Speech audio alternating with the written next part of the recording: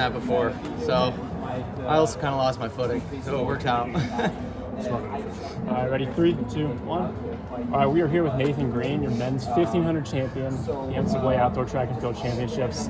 That race really kind of showed us something about NCAA mid-distance running. Everyone thinks they have the best kit in the race, but I mean, this shows it's kind of you. How do you feel about that race?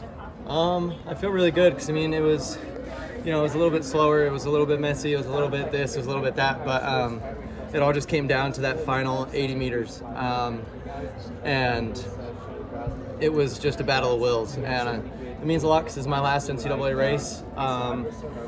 I've won this event before, and winning a second time, just like with my teammates Joe Waskin and Luke Hauser, it means a lot.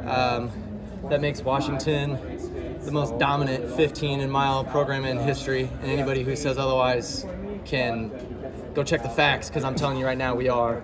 That's 6 out of the last 7 that my squad has attempted, or 6 out of the last 8, sorry.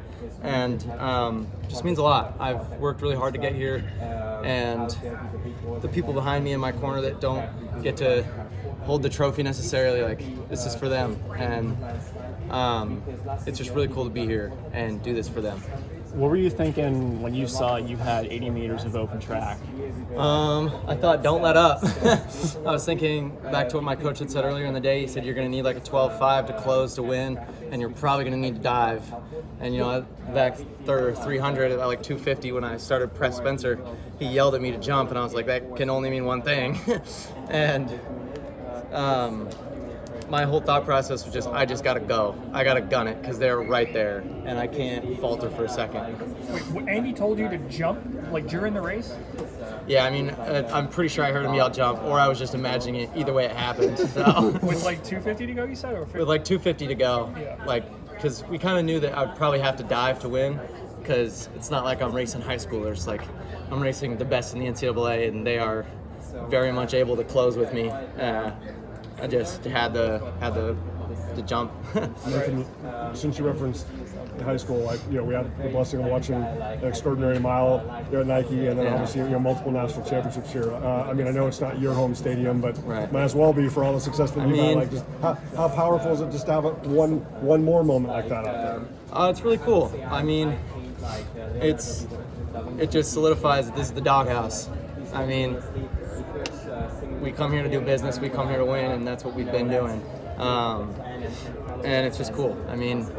We did it in Austin, we've done it in Albuquerque, we've done it in Boston, we've done it here twice now, and it's just cool. We are not liked here. I can't tell you how many dirty words that have been yelled at me while I've been here. They do not like dogs, but it doesn't matter. But you guys like trophies, so that's fun. We like trophies. Yeah. There are people yelling dirty words at you? Like Oregon State? There's frat guys out there. What are you talking about? They do not like us. I don't know if you guys probably don't know this, but our football team whooped up on them a couple times last year, and they don't forget that. So this is like while you're warming up? Or Yeah. You can imagine. And you raced against Adam on this track a month ago, and he beat you. So what changed this time to get the win for you?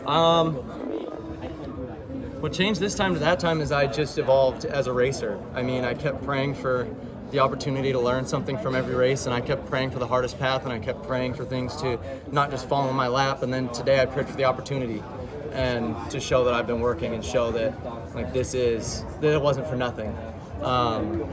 So the difference between me then and me now is that this is the culmination of all the lessons I've learned from Brian Clay to here, and even farther back from Brian Clay. This is all of it. Yeah. What's it been like for you not having, Luke and Joe with you going through the process? It's been hard, because they definitely were my rocks. They're like my older brothers. And it sucks, they're my best friends.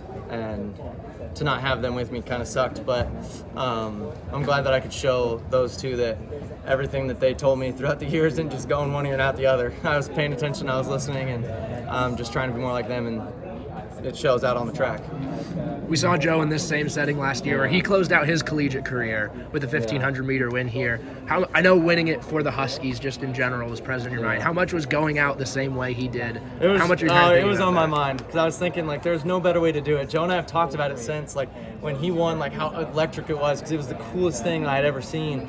And, like, I got a front row seat to it. I didn't do too well in the race, but I saw it firsthand, and it was awesome. I mean, because, like, you see Elliott cross the line, and I'm looking back, and I'm like, oh, like, I don't think that we got it. You know, you see Joe throw his hand up, a bunch of cheers, crowd goes dead silent, and they just start booing him. Like, all the Oregon fans just start, like, thunderous boos on this guy, and it just didn't even matter because he was just so elated. And, like, to do that as well as he did, I didn't get any boos, I don't think, and if I did, I was blocked out, almost crying. My mom was there. It makes me want to cry. I don't know if you guys feel the same way, but it was just cool. It was cool to do what he did because it was such a big moment, and I just can't wait to go back and celebrate with him. Have you made like professional plans? Like, do you want to stay in Seattle with I Andy? have, yes. I will be staying in Seattle with Andy, and I don't think I can release who I'm signing with, but I believe it will be in the next couple hours. I am officially out of eligibility, and they will be scooping me up.